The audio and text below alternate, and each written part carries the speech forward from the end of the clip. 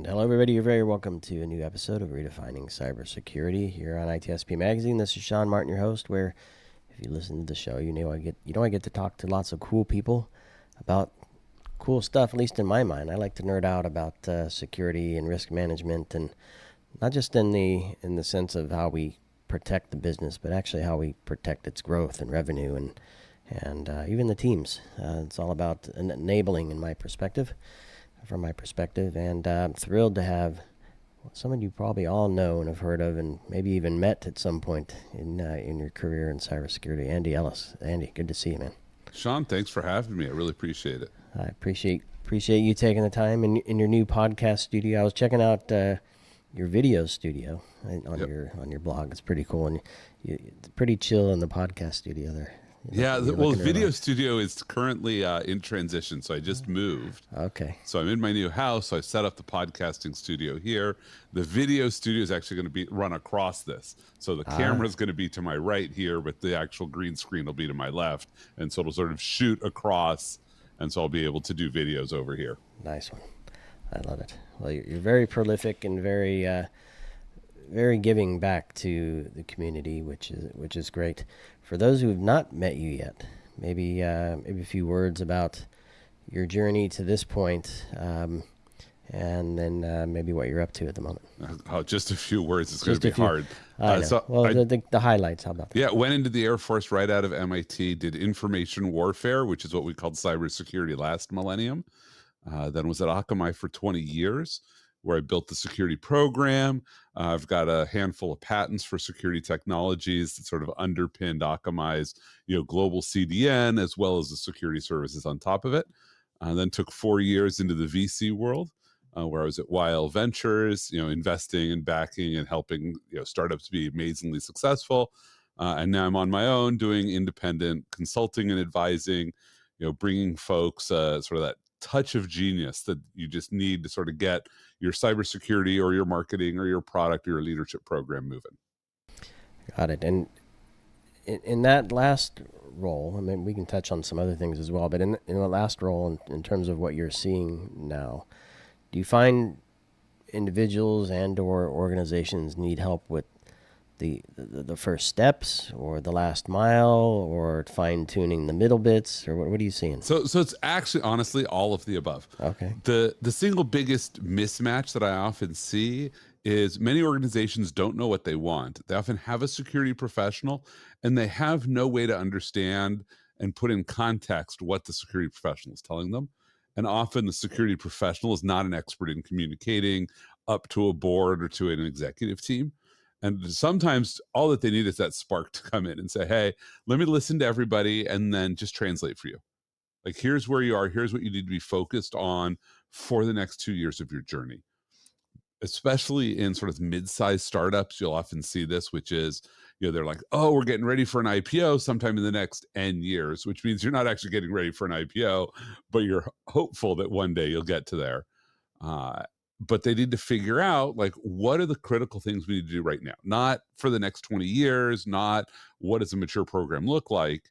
So I could say that's in the middle or that's the start, depending on how you sort of think about where they are in their journey. And do you tend to be attracted to, be called from certain sectors of the market, regulated or size or anything that? No, honestly, I've had conversations with everything from like 3-person startups to several thousand-person companies, simply because they're looking for, like, just how do we rethink what we're doing. And so, as you heard in my intro, I feel that we have an opportunity, and people who listen to the show probably have heard me say this many times, but I feel we have an opportunity, and even more so the data in security, to really help define the business. And when you're talking small startups, 2-3-person team, there's really an opportunity to get that right. Mm-hmm. And, so tell me a bit about what some of the things you do there that might be worthwhile. Yeah, so a great conversation that I love having very early on with the company is to think about, how are you going to run your business? Because historically, the mental models we all have are still stuck in paper. Like, people still remember, oh, we wrote down on paper, we had ledgers, we did this, we did that. And that's not how you run your business anymore. It's not even just that we took the paper and computerized it, which is what was happening, early 2000s. The entire scope of your business is basically SaaS based. Like your business sits on top of other people's businesses. So you can run your company for a long time at 3 people, where you're not, going out and having to hire, a CFO and a lawyer and an ops manager and all of these people who are not part of delivery. Whereas it used to be you needed those fairly early, or you would contract with them. And more we're seeing people are like, well, like, what do I need a lawyer for? Like, I'll contract obviously for a corporate lawyer, but for contract negotiation, like, there's just services that will do this for you. And now it's like, oh, I've got my standard contract template. I've got my standard like vendor management system. You have all of these things. So you have to rethink, what is security, and what is IT support? Because honestly, I think when we talk about cybersecurity as a profession, mostly we're like the pickup crew. We do all the security stuff that nobody wanted to do that was really part of their day job. And that gives an opportunity now to say, well, why don't you make doing that stuff your day job as well? Like, you want to do cybersecurity, then maybe you want to be into SaaS management. You want to manage all the SaaS vendors, become the CIO, and do the security as part of that, and basically sort of take over that IT function and make that one function, which is we will manage our vendors and we'll do it in a secure way. And now we don't separate, cybersecurity from IT management. We just make that one discipline. And I've certainly seen and heard in the last few weeks. I've been to a legal conference and a healthcare conference, Mm-hmm. and in both, one more legal more than healthcare. There's a lot of push to enable individuals and certainly lines of business to pretty much be their own IT. Yep. because of what you're just describing. Everything is SaaS. So how do those teams, and I even had conversations or heard people talk about lawyers actually vibe coding to write AI agents to do things for. And I'm like, I don't know where this is going to go, but I mean, It's going to be entertaining. It's going to be entertaining. But that's an extreme case, I think, and we'll see how it happens. But how do you see organizations embracing this idea that there is a line of business that uses SaaS, that is IT, that in your view is also security, rightfully so? Yeah.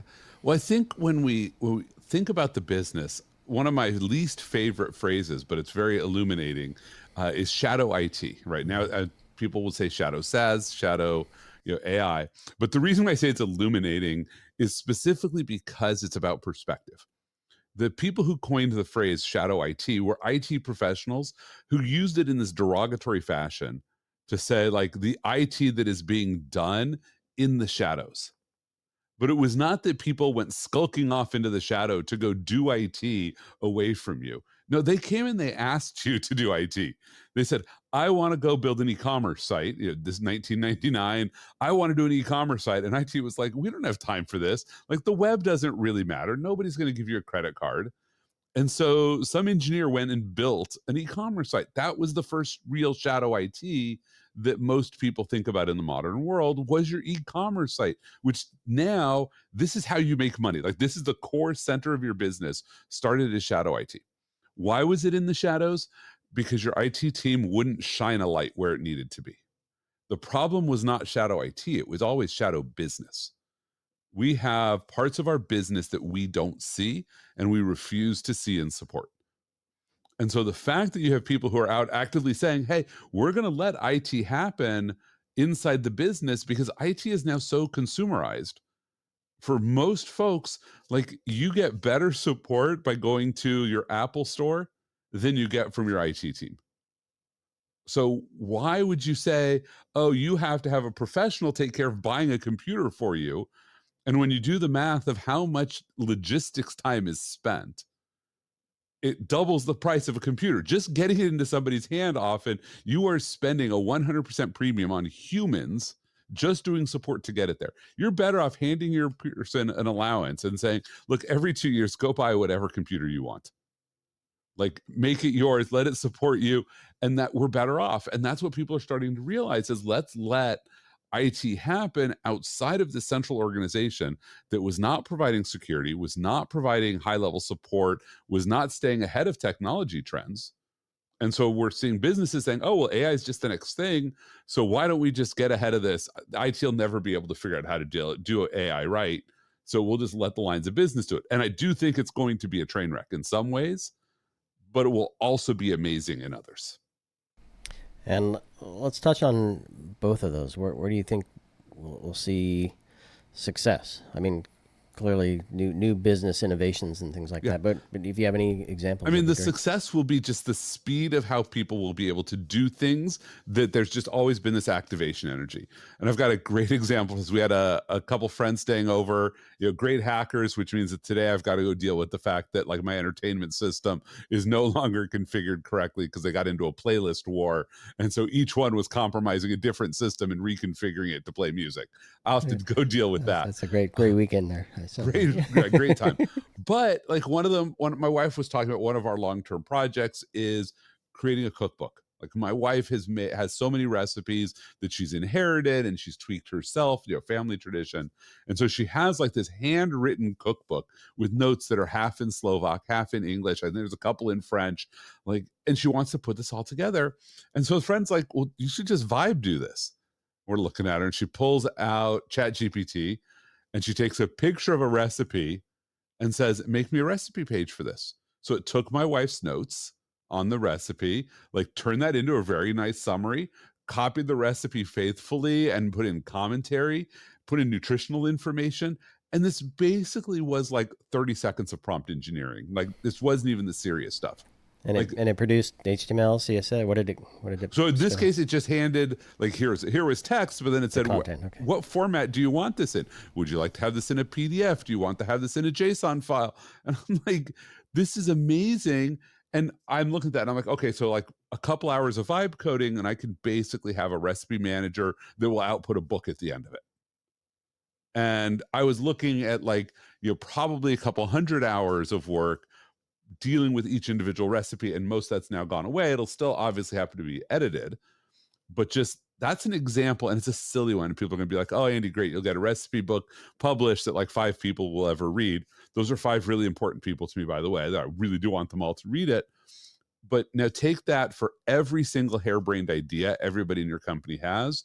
They can go execute on and see if it will work, and they don't need your approval.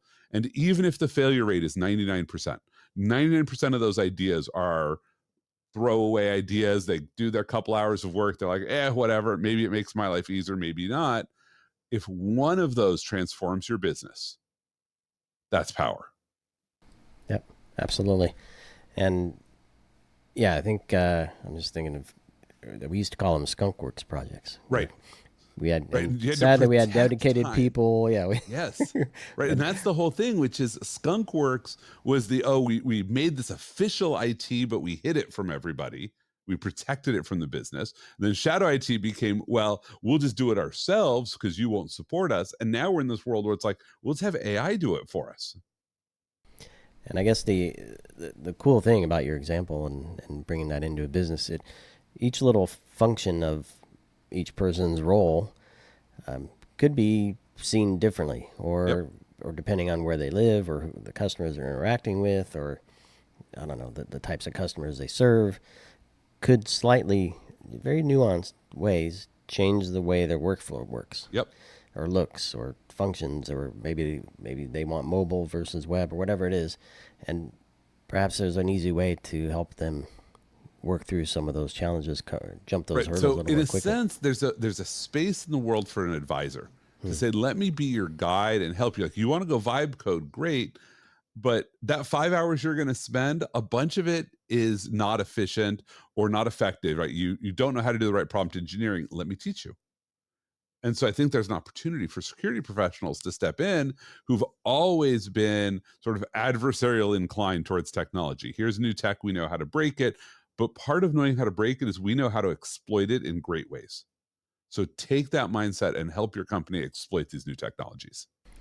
And what about, we didn't cover the negatives, maybe we'll touch on that as we dig in here a little bit more. But I'm curious about the what you're describing here in the security operations or security management world, where security is actually doing the same thing and creating new things and Yeah, I think security ops is going to be really fascinating because half of security ops is, and I know I'm going to have people send me hate mail for this. It's make work, which is the business does not allow us to fix certain problems. And so we go find them and now we tell people about them and we track them, but we're never going to actually fix them. Think about patch management and how much of it never really happens, right? In a sense, there's this benefit, which is, oh, we can use AI to do the make work and like it'll track and manage and all of this stuff. Um, but at the end of the day, it's still not going to make it better because the problem isn't that it's too expensive for us to fix things. It's that the business doesn't actually want to fix things. And until we move past that, the AI in operations is going to have some utility. I'm not going to say it's worthless, but it's not going to be the game changer people think it is. Yeah, because I have this utopian vision that, and I kind of alluded to a little bit, that we have a lot of data, and I think, and to your point, I think we can guide the business to make changes that are better for the business and better for security. And Yep. the patch management's the great example I like to use, where if you're maintaining a list of 1,000 CVEs or patches you need to make, and you never fix them, just over and over and over, you're scanning, you're assessing, you're adding until maybe fix 5 this month, 5 next month, whatever. You're adding 10 each Right. time. Perhaps in the data, there's something that says you're just using the wrong component, or the stack is built in the wrong way, or you're collecting a piece of, you're connecting Right. two things together that shouldn't be connected. And if you just change that, you can eliminate 50% Right. of the And patches. like I've had experience doing that in my career. Like when I was at Akamai, we ran into this with OpenSSL. Every time there was an OpenSSL vulnerability, we'd have to go patch stuff. And the number of engineers who would fight with us because they're like, I'm just using OpenSSL for the math library. Like it's the most efficient math, and we're doing big math, so we're using OpenSSL for this. We don't have to patch it. And we're like, yes, but we can't tell from outside. And now you make our life harder. So at some point we said, well, what if, and we employed OpenSSL engineers on staff, like there's a way of getting the things we wanted fixed into OpenSSL was we just paid them, paid our engineers and said, well, 20% of your time we would like you to go give back, but 80% is we want you to add the things we want into OpenSSL. And so we said, well, what if we just split OpenSSL and separate the math library from the network library? So when there's vulnerabilities in the network stack and in how cryptography is being done, then we will know that only the components that use that half of the library are vulnerable, rather than all these other ones, which was these massive things we were doing. And all the engineers love that. They're like, oh, this is great. We can now use the library that only has what we want in it. So that's an example of like, you can do code analysis to figure that out. We just did it qualitatively. And so maybe it gives us this opportunity to start refactoring larger and larger code bases down into something more manageable. So what was the trigger for that? Oh, You just 2014, when OpenSSL had to be patched critically like 3 times in a year. right. So the team just fell over, got upset. They were all Right. Like we had people yelling at us. And so we sat down and we're like, well, what if we did this? The easiest way to keep track of it is to just take that code away from them and say, if you're never going to use this code, then you don't have it in your code base, which means vulnerabilities never impact you. So the reason I asked that question is, I mean, that's a pretty significant event or series of events and impact Yep. on the team. There may be more subtle ones that, if addressed, perhaps have the same results, but it's just drawn out over time, so you don't have the bang, bang, bang, three Right. patches. And so in a row. that's a place where data analytics can help us find things, but you Right. still need to really have the organizational buy-in to do it. Like, in a sense, it's easier to patch than to refactor. So what I'm Right. proposing here was not actually easier than fixing once, but it was certainly easier than fixing so many times. Right. So that's where it becomes useful. So the challenge is something that is subtle that people don't really see up front. It's going to be a lot harder to convince people to say, oh, it's like, why don't we minimize all of our packages? Like, this is an obvious thing everybody should do, is minimize your packages. Right. OpenSSL is actually a great example. There's like competing libraries. For most people, you should probably think about not using OpenSSL. Right. Now, I had a board member who was always like, well, aren't we using S10? I'm like, well, that's because we actually use every feature of OpenSSL. Like, we have to be compatible with everything. We can't just say, oh, we're just doing one thing, right? It's the same thing behind like when Dan Bernstein wrote his DNS packages to say, like, why are we all using bind, which does a million things for name service, when what you want is you want an authority. It does not need to be bind. It should be, DJB DNS. So do CISOs have a voice to drive those changes? Sounds like no, but So in general, the answer is no. All right. But you can get the voice. And here's sort of the secret, which is you spend political capital to get people to do things. You earn political capital when the things people do on your behalf are successful. It's really simple. Like, you're just making investments and you hope they pay off. So every time you spend political capital and there's no win, boom, you've lost that capital forever.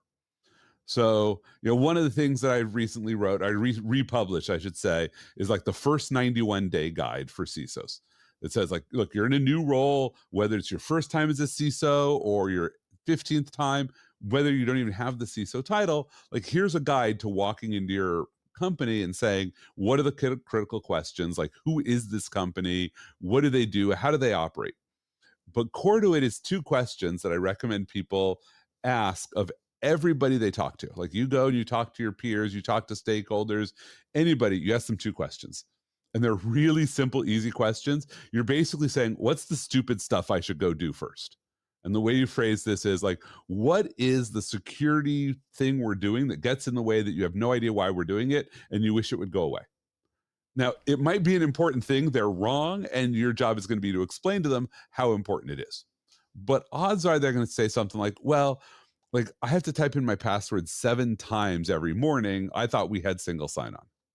And you're like, I didn't know that. Let me go figure out. Like, my team told me we had single sign-on when I showed up. Let's go figure out what's going on so I can get rid of typing in your password 7 times.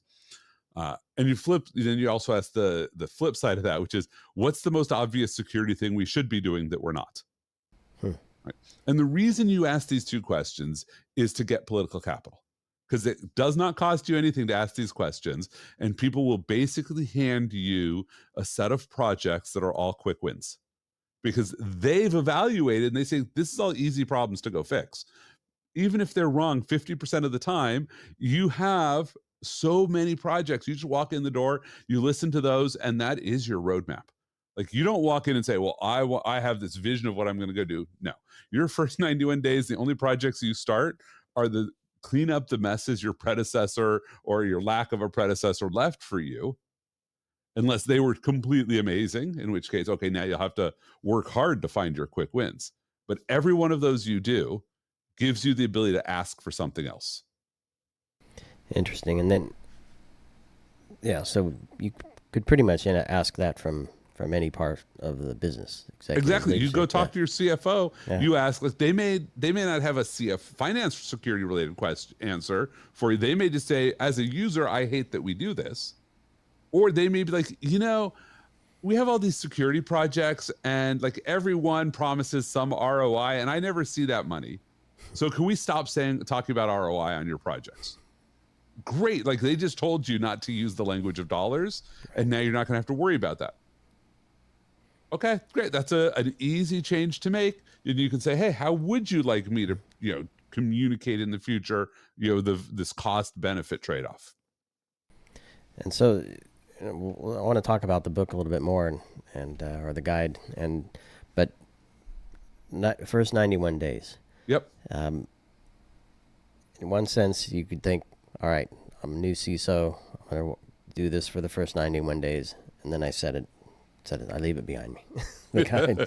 You could. Yeah, you could. I'm just wondering, have you found that people pick it up again in 6 months or a year? And not that they're new in a role, not that they changed roles, not that they made any significant change to the program, but perhaps there's enough change in 6 months.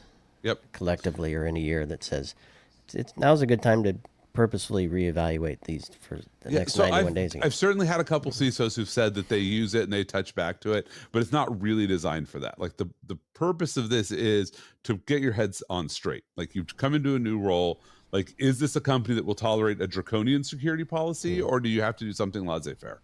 Like, you don't really need to reevaluate that after 6 months, but maybe Got you it. want to go back and say, hey, did I actually get the right answers? Because it Mm. might be that my belief in the company is not the company that I actually ended up in. And so Right. what I thought in those first few weeks, I need to go back and reevaluate. So certainly there is some value there. But no, this was designed for a very specific point in your career, which is you're doing the job transition. Here's how to approach it. Now, this is useful. About 80% of that guide is not about being a CISO. It's just about how do you enter a new role. So I've had a lot of professionals reach out and say, hey, I took a new gig as this, I got promoted, and I use this guide as my sort of handbook for it. But I don't have great metrics because honestly, I just give this away. It's Right. literally on howtociso.com. You can go there, click on the library, and like I think it's the second thing in the library is the first 90-day guide. Which is super cool that you make that available. So we'll include a link to that for everybody to access as well. What are some of the other things I know you've published some books as well. What? Yep. So I've got a book. I've got it behind me for those of you who are watching. So it's 1% Leadership, which is for me. Honestly, I think it's the best leadership book anybody can ever read. It's because I've read a lot of leadership books. I've been to a lot of leadership training, and in my experience, they all have the same set of failures. Right. The first one is they usually pick somebody who's a successful business person, and it's a hagiography. We're basically saying, oh, this person is amazing. Like Jack Welch is the best leader ever. And so it's a lot of a biography that is fluffing up someone. And so trying to say everything they did was great. But then they basically reduce this person's leadership style down to one thing. So, like, what do we know about Jack Welch? Oh, he stack ranked everybody on the ladder and fired the bottom 10% every year. Like Jack Welch did a lot of great things. This is not the defining feature of his leadership style, but it's the one thing that he did that's easy to point out. So we reduce it to that, and then we pretend that if you just do this, you'll be amazing, right? So these are sort of the three. It's this hagiography.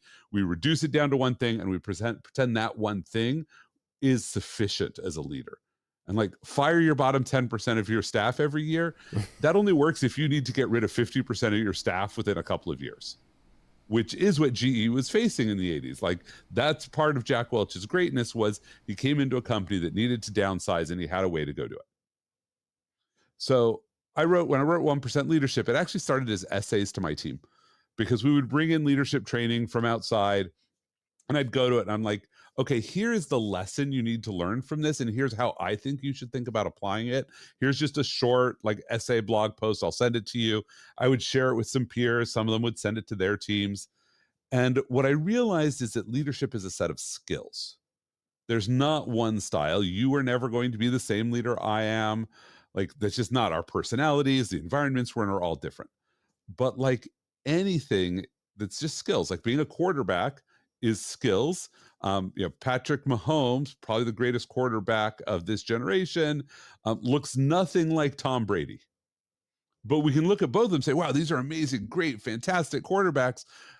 But they have a lot of skills in common. Like they both have pocket presence and awareness. And like you can walk through the set of skills that they each apply differently. And so leadership is the same way. Right? You have to recognize that as a leader, like you need to practice a bunch of skills. And so this is the book that is the collection of skills. Based on a lot of trainings that you've a lot of it based on trainings I've been to, insights I've had as a manager, as a leader. A lot of it is sort of counterpoints. I watched somebody do it badly and I said, oh, here's the lesson in what they did wrong or in the one thing that they got right. And I could pull that out, extract that. I didn't try to hide the messages. So it's not like some of those books that you've read where you're like 3 chapters in and you're like, I think I know what the message is, but they won't tell me because why would I buy the book if they just made it a tweet at the beginning? The chapter headers are all the tweet summary of the chapter. Okay. So here is the lesson. Here's the tweet summary of it. And if that's good enough for you, don't bother reading the chapter. Or read the chapter. On average, they're 750 words. They're basically short blog posts that summarize, because that's one of my skills, is to be able to concisely summarize and message a storyline in a fast fashion. Yeah. Well, it all comes down to the story. And then, and I presume in there is the context. So you can get the lesson right from the top level. But the context, Right. is that So the designed to way help them picture themselves in the scenario? Yeah, so I write them. They're all written slightly differently, but in general, they sort of follow the model of a Zen koan or a Gemara story, which is like, here's the lesson, high level. Then here's a story about where the lesson came from, and then here's a message about how you should do it. So one of my favorite chapters, which is inclusion is reducing the energy cost people pay just to exist in your space. Say that again. Inclusion is reducing the energy cost people pay just to exist in your space. Right? When someone, and so this starts with stories of like, imagine some employee Taylor. And then what's funny is all of the examples are from my own career. Like, they walk in or from, I've seen to other people or to me, but it's like they walk in and you're serving lunch, but they have dietary restrictions. So now they have to figure out what they can eat because you didn't bother to ask in advance, or if they can even eat. And so while everybody else gets to work, they're spending 5 minutes stressing and energizing about what they're going to do. Or you try to do a last minute meeting at the end of the day, but you've got a parent who has to go pick up a kid. And so now they're spending energy trying to reschedule this meeting with your admin who just got told, get this meeting done by the end of the day. And these are just things that cause people to spend energy. And our whole job as leaders is very simple. The people in our organization spend energy to produce value. Our job is to maximize that. And that sounds like horribly utilitarian and bloodthirsty, like you don't care about people. But the reality is you have to care about people to make that an efficient transaction. Because so much of the energy cost is because nobody cares. And so if I say you are spending 80% of your energy not producing value, and if I can just be nice to you, you will spend half of that goes away. And so now you're only spending 40% of your energy, dealing with the fact that you're not producing value. But now I get 60% of your energy produces value. Like, you just go do this. And I have a friend of mine who he calls it the angel and devil managers. Like, imagine you have an angel manager on your shoulder who basically whispers in your ear and only tells you to do nice things. They're like, take care of the employee, make the employee the center. You want to be a servant leader, screw your boss because they don't really matter. The company's heartless, so take care of your employees. And on the other shoulder, you have the devil manager who's like, screw the employee, like maximize how much value you get out of them. Your job is to be a fiduciary to the company, maximize the value. You don't care about the humans. Now listen to the advice that those caricatures give you. And what you'll find is in a lot of situations, they will give you the same advice. Right? They will tell you things like, when your employee is burnt out, send them home. Because the angel's saying, because that's the right thing to do for the human, and the devil is saying, because they're not producing anything of value right now, make them go get some sleep so you can exploit them tomorrow. They're both telling you to do the same thing because exploiting them long-term for value actually lines up with take care of them. What doesn't line up is exploit them right now, but exploiting them right now is bad for your business because you don't have them tomorrow. So interesting. And do you find, thank you for that. Do you find, I mean, this clearly isn't a security leadership book. It's not just security, but I have found that when you have to manage through influence, you really have to focus on your leadership, which is really why this became a core passion for me. Was how did I manage a team that needed to lead through influence, and it was a cast of characters. And so how do I get the maximal value out of them, create a safe place? And you get side benefits. Like, I spent my last 15 months when I was at Akamai with 0 turnover. A 94-person team with not a single person who left. Now, granted, we overlapped with COVID, so that might have helped a bit. But even before that, like, we had lower turnover than all of our peer organizations. And when you just do the math of how much extra value you get, especially the security team, where you need to know where the skeletons are in the company. Yep. Like, every time somebody turns over, your organization becomes remarkably ineffective because you have to now go rebuild relationships, relearn what the problems are. And so every day you can retain somebody, your organization is better off for it. So I want to I could talk to you for hours about this stuff, especially opening this next question, I think. But so I want to wrap with this, and we can have another chat another time. But in the leading a team by influence versus by MBOs, let's say, Yep. describe the CISO role there, because you do have direct reports, but then there's the broader. Right. So, being a leader across that, maybe tell us a little story about So that. one of the biggest challenges I've run into is like, how do you measure success as a CISO? And there are people who are super metrics focused. In fact, I did a talk at RSA, I don't even know, 2 or 3 years ago. It's like, you can't measure risk. That sort of fits like went through a bunch of the dashboards people like doing, like, here's why all of these metrics are awful. And at the end of the day, one of the biggest challenges is the more metrics you have, the less valuable work you get done, because you force people to work the metric. Right? There's a phrase, it's like you expect what you inspect, which started out, people thought, oh, like if you don't look at it, you can't expect a good outcome. But what it really ends up being is that whatever you are looking at is what you're going to get more of. So every MBO, people will manage towards that. My most recent gig, like we had a marketing team with so many MBOs that when I came in and said, like, here's this great thing we do, everyone was like, it's amazing, we should do this, but we can't. I'm like, why not? They're like, there's no space for it. We have a set of OKRs, the other new phrase for MBOs, like that we have to get done, and we have to work on this, and we can't do anything that's not in this list because we don't have enough time to do what's on this list. And this is what we're measured on. So you have to really pay attention to that as a CISO. Is you should only be measuring the things that are going to be producing value, and you should make sure that you are not measuring everything your team does, because when you do that, you remove all of their initiative. And how about in that scenario or that picture? Then, is measuring just your own team Yep. is not enough either, right? It's not, but you have to figure out what is the meaningful measure. Like, Right. how do you measure the organization in a way that the organization will accept?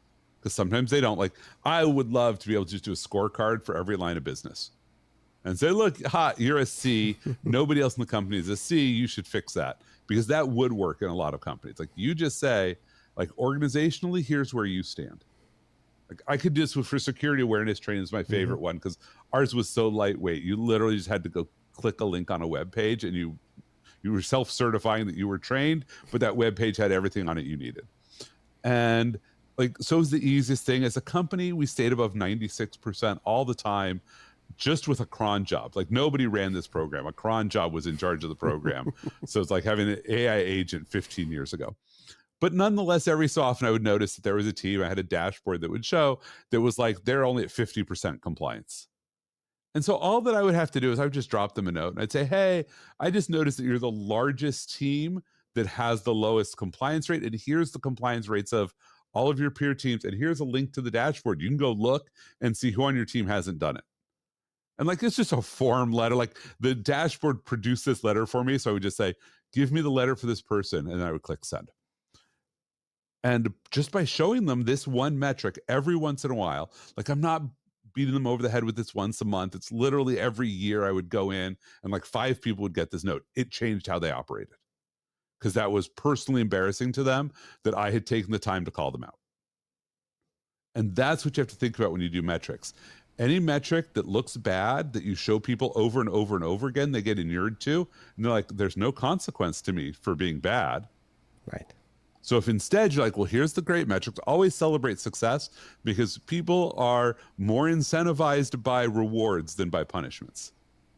So whenever people do a big security project, we would have cake with them and the CEO, and we would talk about the project in front of the CEO and serve everybody cake. And I had engineering managers coming to me saying, what security work do I have to get done to have cake with the CEO? Like, how many people get that, where random people are saying, I want to work for you, even though like, you have not come to me and asked me to do anything. I want to do stuff for you, because that's the only way for the CEO to learn my name, because nobody else does this. Let them eat cake. Yep. I love it. Oh boy, my brain's going a mile a minute here. Bunch of questions. We're at 40 minutes in though. Andy, it's always great to see you, my friend, and to chat with you. I'd like to have you back. Maybe Absolutely. maybe talk more about the program. I wanted to talk about culture and all kinds of stuff. But maybe we'll I don't know, maybe we'll catch up in Vegas for Blackout. I don't know if No, you're gonna I be. will not be Even in I'll be Vegas there. for Black Hat. I'm All very right. happy that I have nobody mandating that I go right now. There you go. All right, we'll take that break, and when I get back, maybe we'll have a wrap about what I saw and heard, and I can get Yeah, your insights in that. So, sounds great, Sean.